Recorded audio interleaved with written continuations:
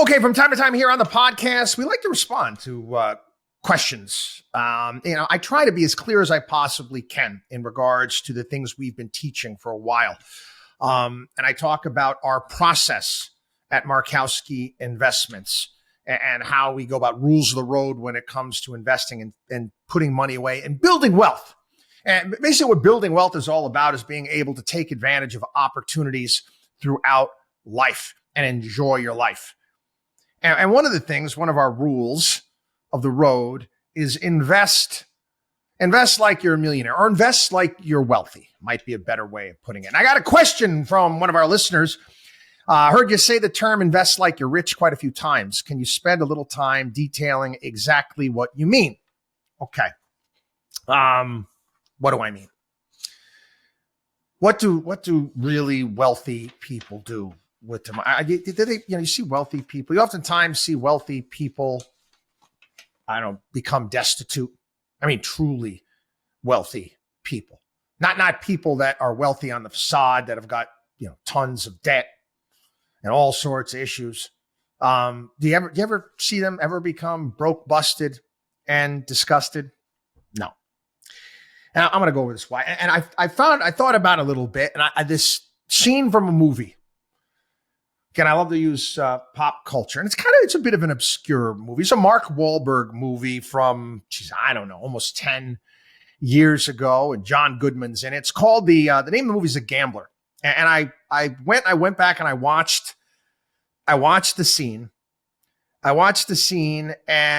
I got to pull up. And again, I'm not going to say all the swear words. There's a lot of swear words in this. My mother would kill me. So Mark Wahlberg is he's a degenerate gambler. He is what he is. And he's meeting with a loan shark, and is played by John Goodman. And, the loan shark says to him, I need to know if you've got the blanking brains to walk when it's time to walk. People don't, ball players that can't play anymore, a-holes trying to maintain a standard of living not possible anymore. A lot of those around. I've seen people be up $500,000. Gambler says, well, I've been up $2.5 million. What you got on you? Said the loan shark. Gambler, played by Mark Wahlberg, nothing. What did you put away? What did the gambler say? Nothing. So the loan shark's like, you get up $2.5 million. Any a-hole in the world knows what to do. You get a house with a 25-year roof, an indestructible economy blank box car, and you put the rest into the system at 3 to 5%, and you pay your taxes. That's your base. Get me? That's your fortress of blanking solitude. That puts you for the rest of your life at a level of blank you. Someone wants you to do something, blank you. Boss pisses you off, blank you. Own your house, have a couple bucks in the bank, don't drink. That's all I have to say to anybody.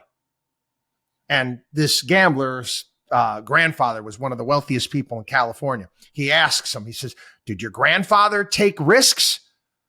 And the gambler says, yes. What the loan shark said, I guarantee he did it from a position of blank you. A wise man's life is based around blank you. The United States of America is based upon blank you. You're a king. You have an army. You have the greatest navy in the history of the world. Blank you. The United States was founded upon the position of blank you. Our grandparents and great-grandparents arranged their lives from the position of blank you. And again, that's the scene, and you can go and you can watch. I want to swear, okay? But why am I talking about this? This is what's been lost. This is what's been lost. This is something's been lost. Okay.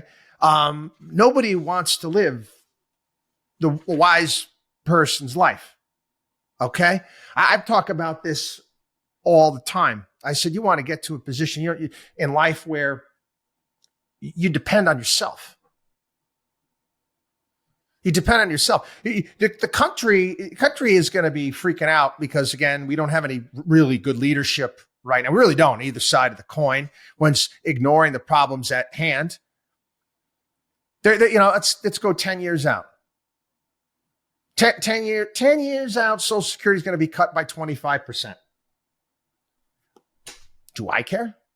Well, do I care in what it's going to do to the country? Yes. Is it going to change my life at all? No. But going back to the 1990s, 1990, again, that's when we were the Gen Xer. There's a younger generation. I was warning my generation. I said, listen, don't count on Social Security. Don't rely upon others for things in life. Take care of yourself. You don't want to be dependent upon others for anything. You want to get to the point in time where, you want to work. You don't have to work, but you want to. You can do things whenever you want to do them. And it doesn't matter. You own your own life. Your stuff doesn't own you. You have control over things. Again, this is part of the problem. People watch and see on Instagram and social media, and this one has this and this one has, and they don't own anything. They don't have it. They put it on their credit cards, which is almost like being a degenerate gambler to some degree. You've got nothing. Do wealthy people do that? Do wealthy people do that? Again, where was I? It's just several years ago. I remember some kids, talking about NFTs, non-fungible tokens, and this and that, and what they were doing, and how they're getting with it. I said, that's all speculation. Yeah, but did you see so-and-so, the movie star, is getting involved in this, and they're touting it. I'm like, with the coins that they have from their couch. If they lose it, they don't care.